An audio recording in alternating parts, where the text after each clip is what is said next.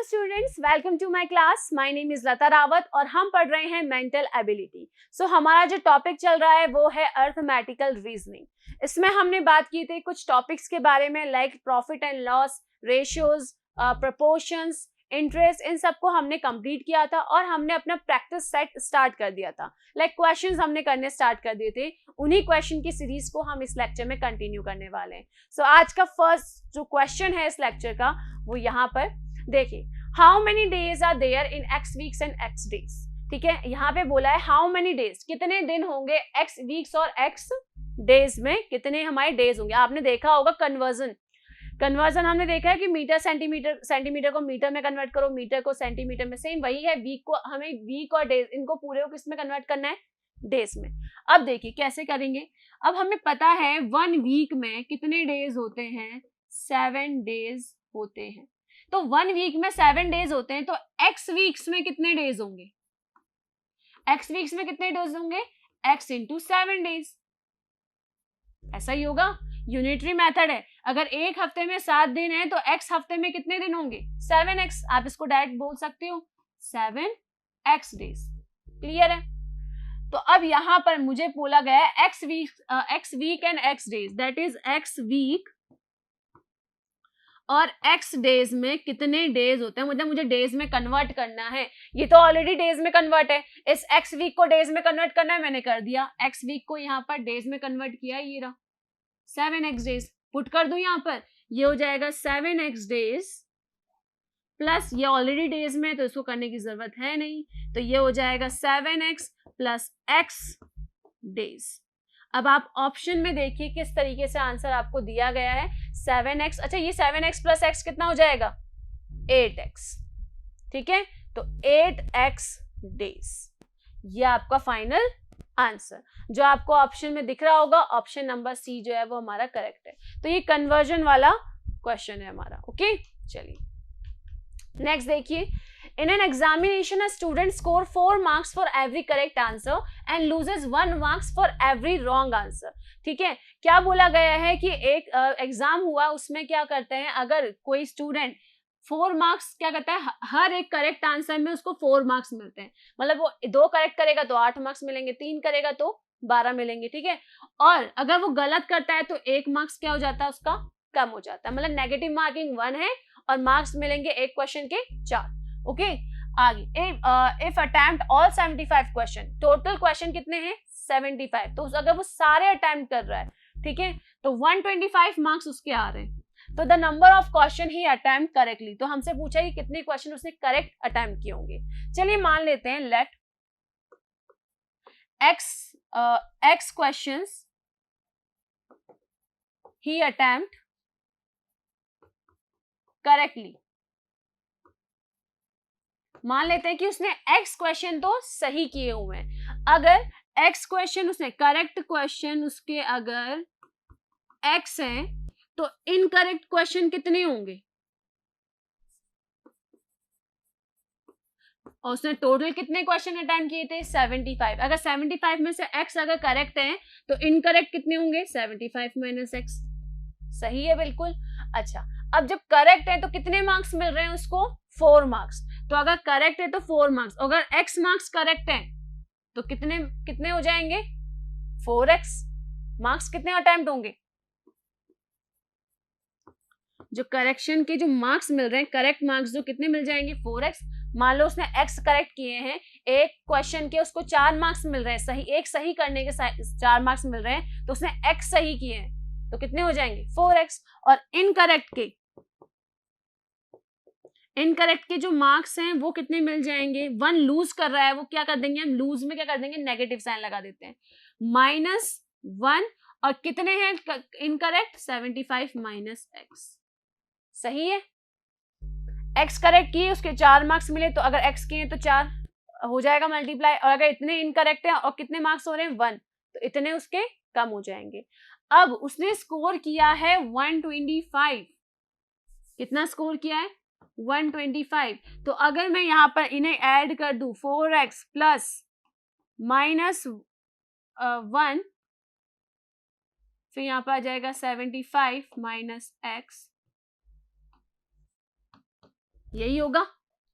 उसके करेक्ट और इनकरेक्ट दोनों को ऐड कर दूं तो उसके मार्क्स कितने मिल रहे हैं उसको 125, क्योंकि उसने सारे क्वेश्चन अटेम्प्ट किए हुए हैं।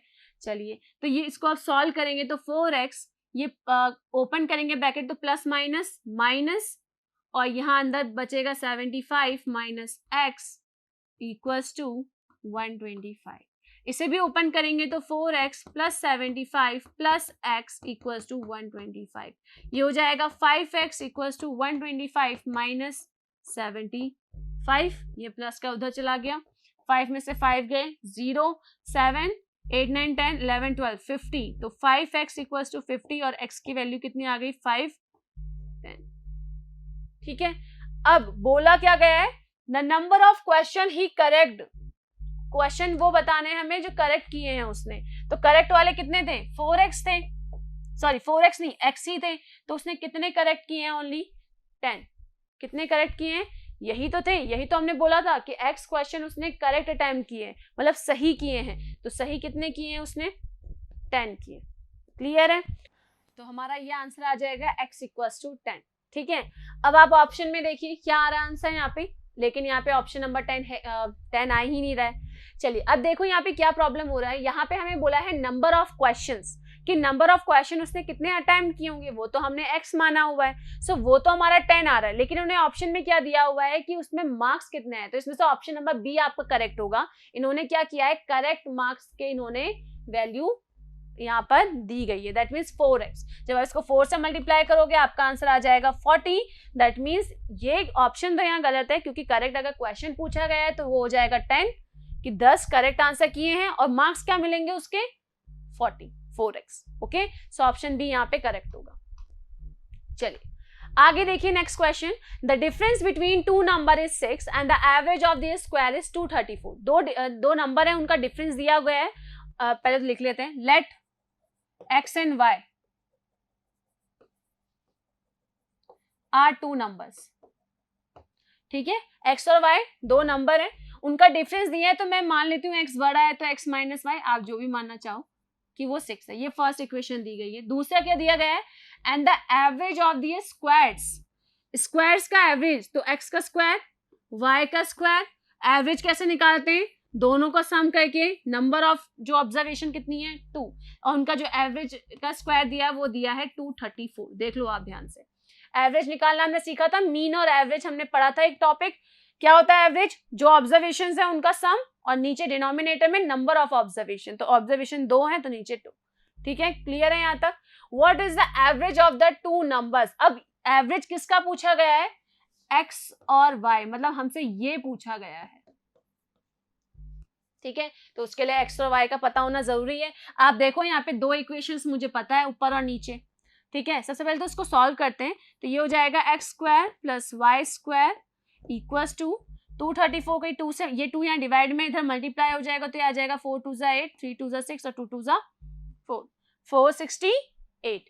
क्लियर है, चलिए अब मैं क्या करूंगी, यहाँ पर फर्स्ट इक्वेशन से, ये थर्ड इक्वेशन मेरे पास आ गई है, फर्स्ट इक्वेशन से, फ्रॉम फर्स्ट मैं फर्स्ट इक्वेशन को क्या लिख सकती हूँ, x equals to 6 plus Y, ये लिख सकती हूँ, इसे फोर्थ इक्वेशन बना दूं, x equals to 6 plus Y, Y उधर चला गया प्लस में आ गया, इसे लिख सकती हूँ। अब इस फोर्थ को मैं थर्ड में पुट करके देख लूं,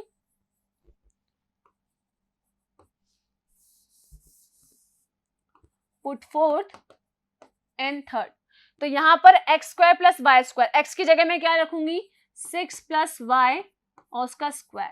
ठीक है, x की जगह मैंने 6 प्लस वाई रख दिया, ऊपर स्क्वायर है स्क्वायर कर दिया, plus Y square equals to 468।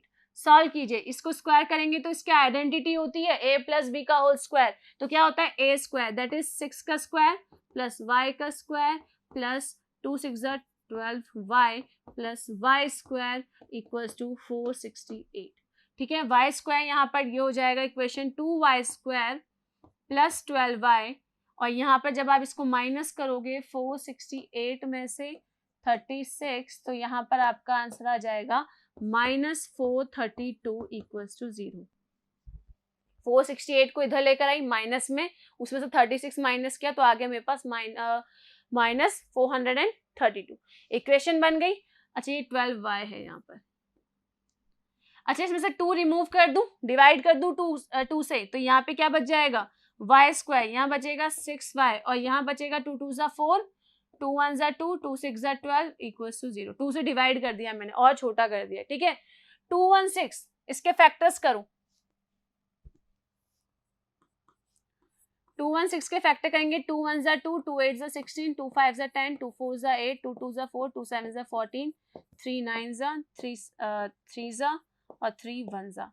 अब मुझे बीच में 6 लेकर आना है, तो 3 3 ज़ा 9, 9 3 ज़ा 27 और 2 2 ज़ा 4, 4 2 ज़ा 8। 27 में से अगर 8 माइनस करें नहीं आएगा, 3 2 ज़ा 6, 6 2 ज़ा 12, 12 2 ज़ा 24 और 3 3 ज़ा 9, 24 में से अगर 9 माइनस के 9, 10 11 12 13 14, 5 आ रहा है यहाँ पर, ये भी नहीं होगा।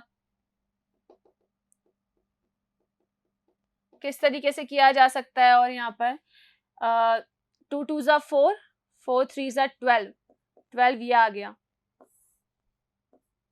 2 2 ज़ा 4 और 4 3 ज़ा 12, 3 3 ज़ा 9 और 9 2 ज़ा 18। अच्छा आ रहा है यहाँ पर। अब देखो Y square plus 18y minus 12y, क्या ये लिख सकती हूँ मैं?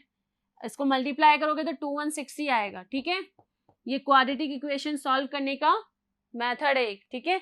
चलिए अब इसको सॉल्व करें। यहाँ से y कॉमन लिया तो यहाँ आ गया y प्लस 18, यहाँ से माइनस 12 कॉमन लिया तो यहाँ भी आ गया y प्लस 18 इक्वल्स टू 0, यहाँ से y माइनस 12 और यहाँ पे y प्लस 18। सो y की वैल्यू आ गई एक तो 12 और एक आ गई माइनस 18। क्लियर है? नाउ अब मैं इसको किस में पुट करती हूँ, इस फोर्थ इक्वेशन में पुट कर दूं, ठीक है। चलो अब यहाँ पर ऐसा है कि अब y की वैल्यू 12 अगर मैं रखती हूँ, अब यहाँ पे चलो इसके दो पार्ट्स हम देख लेते हैं, इसे हम हटा दें, यहाँ पे जरूरत नहीं है अब।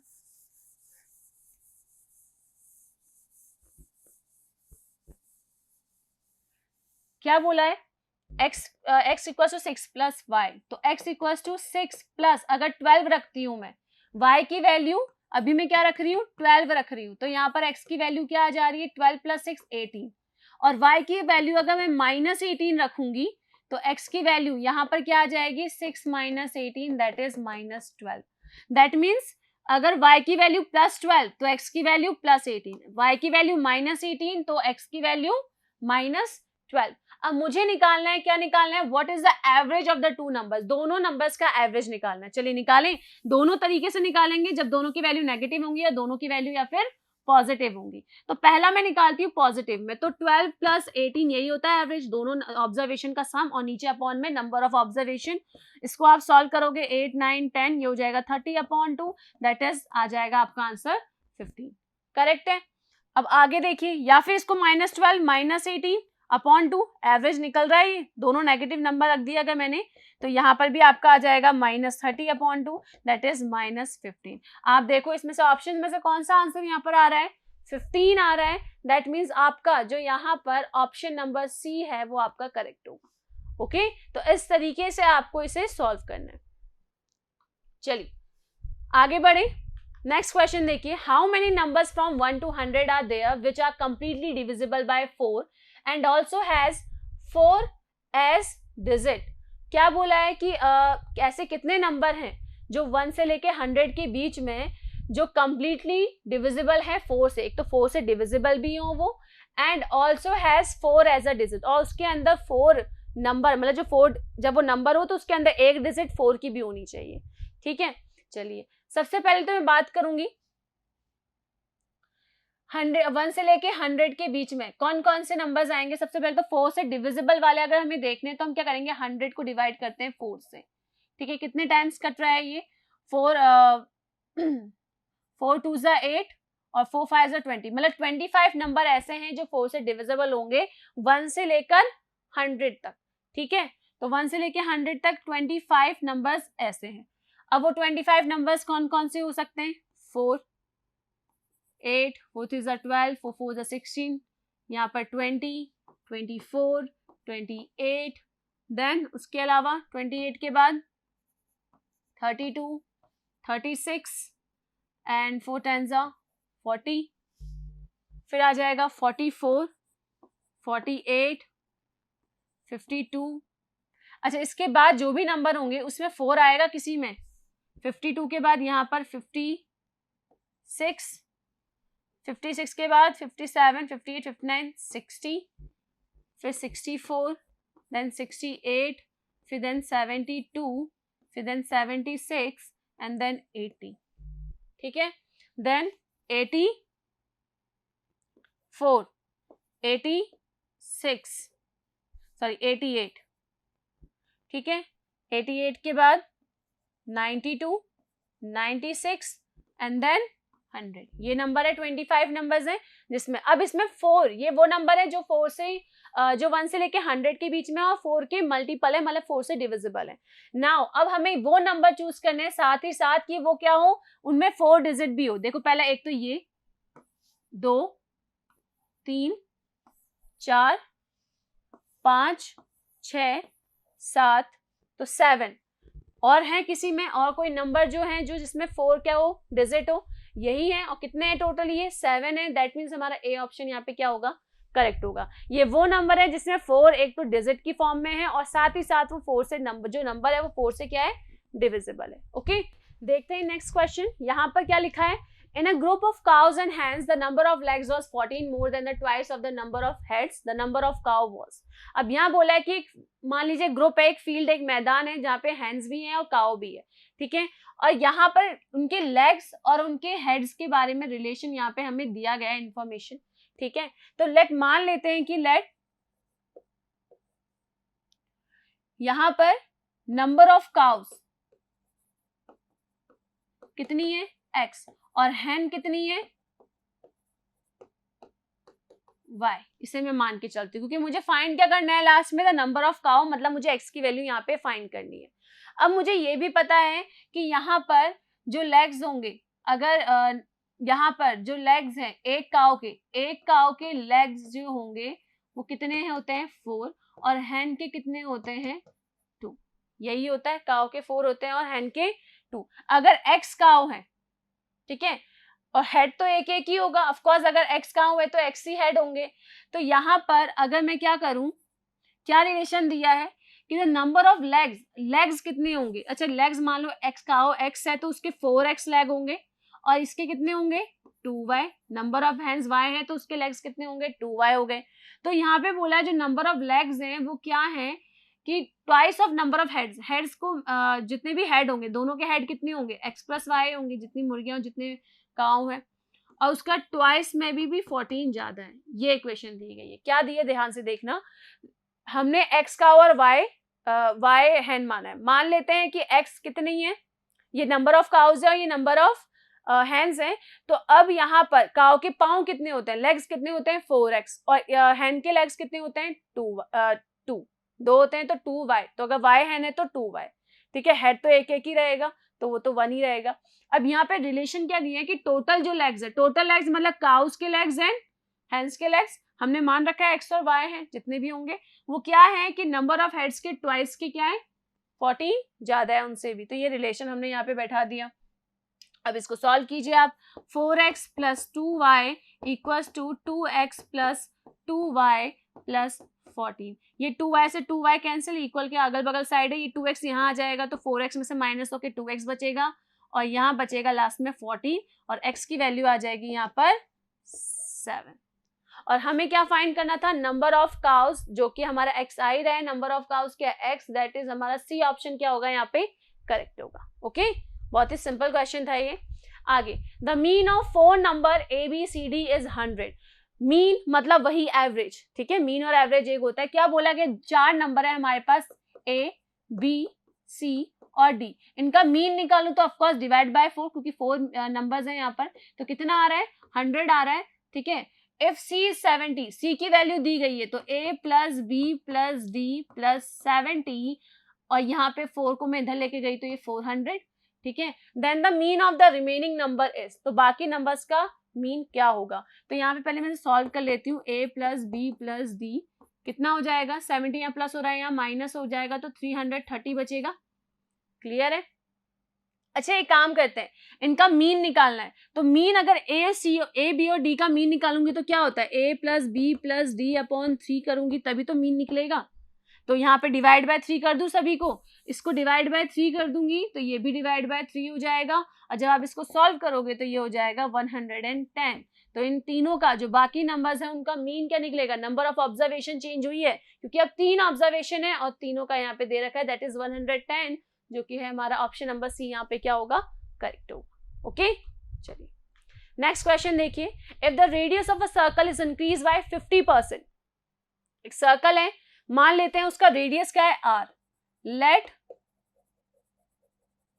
रेडियस बी r, और इंक्रीज जो रेडियस हुई है वो कितनी हुई है, इंक्रीज रेडियस कितनी है, 50% इंक्रीज हुई है, तो वो कितनी हो जाएगी 150/100 r।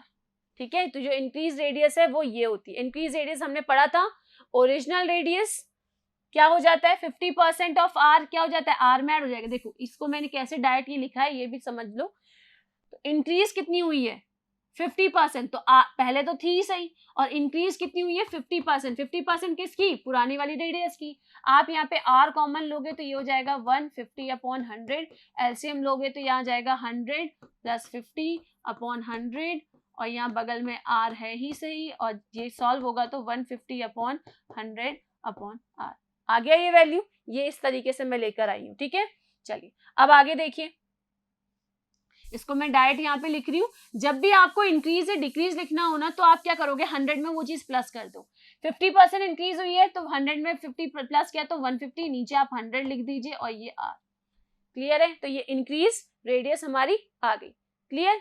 Now the perimeter of a circle will increase by, तो अब पेरीमीटर क्या होगा, वो कैसे इंक्रीज होगा, चलिए मानते हैं अगर r रेडियस थी तो पेरीमीटर क्या हो गया हमारे पास 2πr आ गया उस सर्कल का, क्लियर। लेकिन अब जैसी रेडियस ये आ गई तो अब पेरीमीटर क्या होगा, नेक्स्ट जो पहला पेरीमीटर ये था, सेकंड पेरीमीटर क्या हो जाएगा 2π, और r की वैल्यू कितनी आ जाएगी 150/100 r। ठीक है, अब वो बोला कि इंक्रीज कितनी होगी, तो हमने देखा था इंक्रीज परसेंटेज में देनी है, तो इंक्रीज वाली जो हमें निकालनी है, इंक्रीज परसेंटेज निकालनी है, तो यहाँ पर इंक्रीज हुई है तो पहले क्या आ जाएगा, जो नया पेरीमीटर आया है 15/10 लिख दूं, ये कैंसिल कर दें इसको, 15/10 r